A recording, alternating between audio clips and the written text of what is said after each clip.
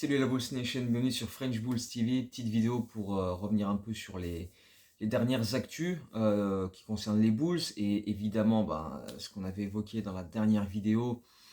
Et on a vu ensuite que ça nous a pas forcément souri. C'est la loterie évidemment de la draft où on est arrivé là-bas, on s'est pointé avec le pick 11. Pas beaucoup de chances de véritablement bouger et encore moins d'aller chercher un top 4 ou même le premier pick. On avait 9,4% de chance de monter dans le top 4. On avait 2% d'avoir le premier pick. On n'a pas bougé. On est resté 11e. Donc ça a été une soirée un peu... voilà, un gros prout. Voilà, c'était pas terrible. Mais ce qui est le plus frustrant en fait sur cette soirée-là, c'est même pas tellement de bouger, c'est de voir que Atlanta, qu'on a pulvérisé au play-in, du coup, eux, ils sont pointés avec le 10e spot, enfin avec le pick 10, et ils sont montés. Ils sont montés, ils sont montés, ils sont montés. Ils avaient 3% de chance d'avoir le premier pick, et ils l'ont eu. Le premier choix de la draft pour les Hawks qu'on a déboîté au play-in. Donc c'est quand même... c'est frustrant, c'est paradoxal, c'est tout ce que tu veux. Tu vois, si ça se trouve, si on avait perdu contre Atlanta au play-in, peut-être qu'on aurait eu ce 10e spot et à ce moment-là, on aurait pu grimper nous. Mais bon, voilà, c'est comme ça, c'est la loterie, c'est le cas de le dire.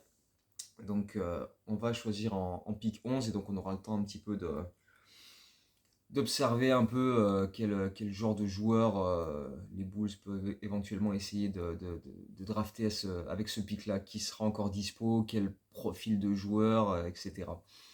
Les autres news, c'est les changements qu'il y a eu dernièrement dans le coaching staff, parce que pour l'instant, tu peux pas vraiment faire de changement dans ton roster, hein, vu que la draft n'est pas encore là, il y en a encore pour un mois.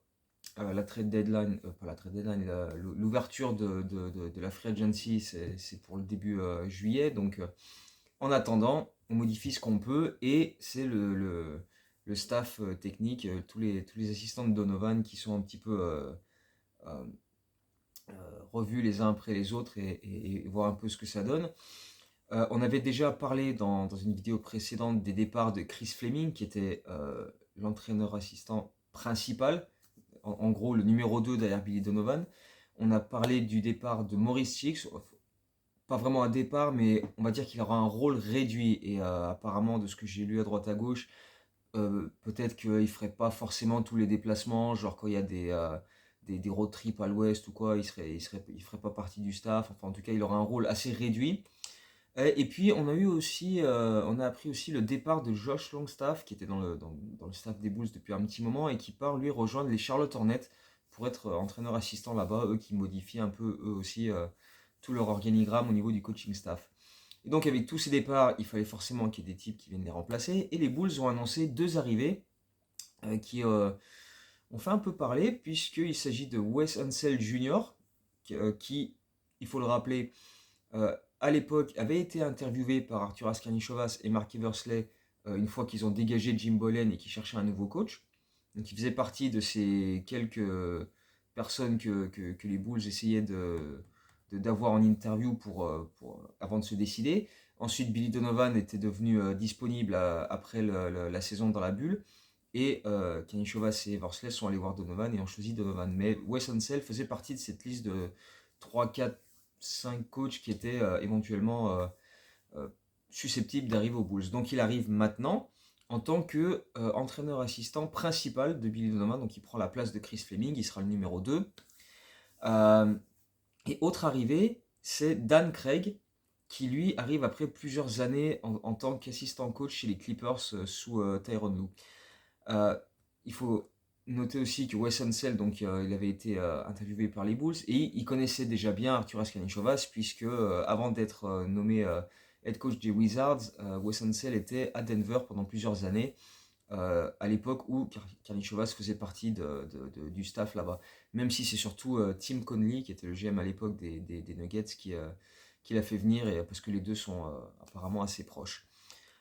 Concernant Dan Craig, lui, il a connu une trajectoire un peu similaire à Eric Spoelstra, puisqu'il a débuté en tant que coordinateur vidéo chez le Miami Heat, tout comme Spoelstra à l'époque. Et puis petit à petit, il a grimpé les échelons, il a pris un peu de l'ampleur. Ils lui ont confié l'équipe de G-League et il a été élu coach de l'année en G-League avec la saison 2015-16. Ensuite, il est retourné sur le banc du Miami Heat en tant qu'assistant. Ensuite, il est parti chez les Clippers pendant 4 ans et maintenant il arrive aux Bulls. Et donc ces deux arrivées, je disais, ont suscité pas mal d'interrogations et ont même vu se développer quelques théories du complot en fait. C'est un petit peu étrange parce que en gros, il y a des médias, des fans, plein de monde qui se demandaient un peu à voix haute pourquoi un mec qui était entraîneur en chef dans une équipe NBA, donc Wes Unseld Wizards, arriverait ici dans un rôle moins important.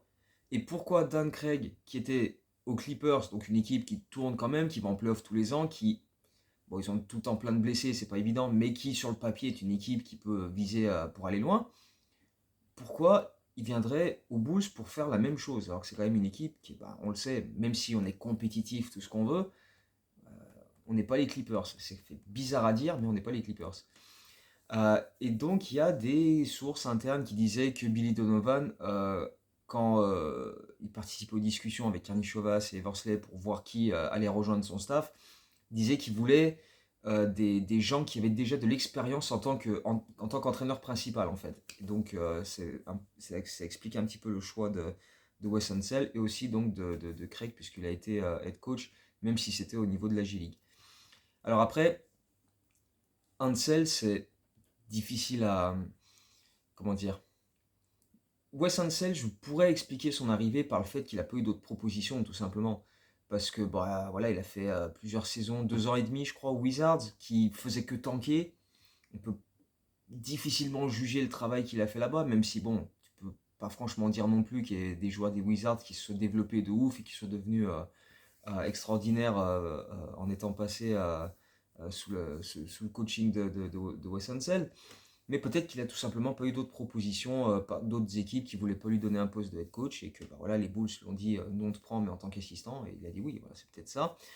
Par contre, Dan Craig, est-ce que voilà, les théories qu'on entend à droite à gauche, c'est peut-être que Billy Donovan serait en fait un petit peu en train de préparer son départ et du coup tu aurais deux personnes sur le banc avec une expérience de head coaching pour prendre la relève en cours de saison si, par exemple, comme cette saison, les Bulls débutent par 5 victoires, 14 défaites, et que c'est le moment de passer à autre chose, et que les Bulls disent, tiens, bon, bah allez, cette fois c'est mort, on part d'une reconstruction, on dégage tout le monde. Et Billy Donovan, on sait qu'il était parti d'OKC parce qu'il voulait pas justement faire partie de la reconstruction que OKC voulait mettre en place. D'ailleurs, ils doivent en être bien contents maintenant, le Thunder. Mais voilà, est-ce que Dan Craig, quand il est passé des Clippers aux Bulls, on lui a laissé entendre que peut-être il allait devenir autre chose qu'un entraîneur assistant dans pas longtemps, que ça pouvait assez vite évoluer. On verra. Honnêtement, je trouve que c'est un peu tiré par les cheveux, ces théories. Et dans le même temps, je suis pas convaincu à 100% que ce soit si farfelu que ça. Tu vois ce que c'est? Ça peut faire un peu de sens, notamment pour Dan Craig. Mais on verra, parce que bah, après tout peut arriver. Hein. On sait que Kenny Chovas et Eversley ont prolongé Billy Donovan dans le plus grand secret. D'ailleurs, il n'y a toujours pas eu d'annonce officielle. Ça fait 2 ans qu'il a prolongé Donovan, mais il n'y a toujours pas eu d'annonce officielle. On ne sait pas jusqu'à quand son contrat actuel court. Ça se trouve, à la fin de la saison prochaine, il est en fin de contrat. On ne sait pas du tout comment ça se passe à ce niveau-là.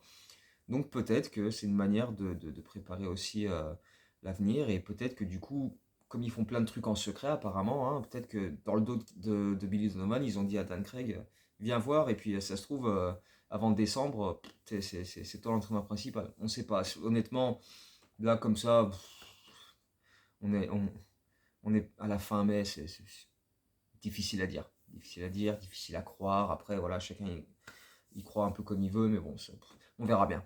On verra bien comment ça va se dérouler. J'aimerais quand même en voir un des deux, soit Wes Unseld, soit Dan Craig, être le coach de la G-League, pas de la G-League, de la Summer League. voir un petit peu à Las Vegas comment ça va se dérouler là-bas quand on aura récupéré un pic de draft et qu'on aura une équipe de jeunes à emmener à Vegas, voir un peu comment ça se passe. Mais bon, bref, ça, le coaching staff et l'impact qu'ils peuvent avoir, on verra ça plus tard. La dernière petite info, et justement j'attendais que cette info sorte pour faire cette vidéo, parce que hier soir, la NBA a annoncé les All Defensive Teams, et je m'attendais tellement à ce que Caruso soit dans la première, quand j'ai vu qu'il était dans la deuxième, ça m'a un peu mis les balles. Euh, Grosse saison, et c'est justement ça qui m'hallucine, parce que Caruso, l'an dernier, était dans la première équipe, euh, et cette année, où il a été au moins aussi bon, mais certainement meilleur encore, il est dans la deuxième. Donc j'ai un peu de mal à m'expliquer ça, parce qu'il faut quand même revenir un peu sur toutes ces stats quand même. Caruso a terminé troisième de la NBA aux interceptions, il en a réalisé 120. Troisième de la NBA à la moyenne d'interceptions, 1,7 par match. Deuxième de toute la ligue au ballon dévié, 265. 15e de la ligue au passage en force provoqué, 12. 30e au contre, et troisième parmi les arrières au niveau des contres cette saison. Il en a fait 70. Le seul truc qui explique que Caruso ne soit pas dans la première, c'est le fait qu'ils ont décidé cette année qu'il n'y aurait pas de position. C'est plus les 5 avec un pivot, deux ailiers, deux arrières. Maintenant, c'est un peu n'importe comment, et du coup, on se retrouve avec un premier 5 défensif avec 4 pivots et un ailier. T'as Anthony Davis, t'as Gobert, t'as Bam Adebayo, t'as Wemby et t'as Herb Jones. Donc voilà. Et même Caruso l'a tweeté en disant ok, donc t'as un 5 avec les intérieurs et un 5 avec les arrières. Ok, c'est cool. Et donc dans les arrières, il y a du beau monde. Il y a du très beau monde. Jalen Suggs, McDaniels, j'adore ce joueur. Derrick White, Jrue Holiday. Euh, donc les 5, les 2-5 sont énormes. Il n'y a que des super défenseurs. Mais honnêtement, je pense que si c'était resté avec des positions, tu vois, des intérieurs et des arrières dans chaque 5 défensif, Caruso serait dans la première. D'autant que au nombre de votes, parmi les arrières, c'est lui qui a reçu le plus de votes. Donc il aurait dû être dans la première si on avait gardé ça avec des positions relativement normales. Mais voilà, cette année, ils ont dit on allait faire un peu n'importe comment, et du coup, ça fait des 5 un peu n'importe comment, quoi, avec 4 pivots dans le premier. Mais bon, c'est comme ça. C'est spécial, mais c'est comme ça. Dernier petit truc, ouais, juste un petit rappel. J'ai publié une vidéo dernièrement pour revenir un peu sur toutes les subtilités du salary cap, où on en était au niveau des contrats, les options qu'il y avait, les cap holds, etc. La luxury tax, le très peu de marge qu'on avait, etc. Donc voilà, ça c'est histoire de, comme là on va arriver, on a encore un peu de temps, on a un mois avant la draft et ensuite le début de la free agency. Mais voilà, ça permettra de retrouver un peu tous les chiffres et de voir un peu où on en est. Parce que il y a beaucoup de dossiers cet été, hein, comme on l'a déjà dit, avec Patrick Williams, avec Lonzo Ball, avec Zach LaVine, etc. Donc, va falloir se creuser les méninges. Mais bon, voilà. Ça, c'est pas notre problème à nous, c'est à Carly Chevas de se sortir de la merde dans laquelle il s'est mis tout seul. J'ai pas grand chose d'autre, j'ai même plus rien d'autre pour cette vidéo, donc voilà, c'était assez court, mais voilà, c'est pour faire un petit point sur l'actu, surtout que là je repars en vacances, donc je vais pas pouvoir faire de vidéo dans les prochains jours. Donc, s'il se passe quelque chose, s'il y a un autre assistant qui arrive pour compléter le staff ou un truc comme ça, on se retrouvera début juin pour faire un peu le point sur tout ça. Donc voilà, d'ici là, portez-vous bien et à très bientôt. Ciao, go Bulls.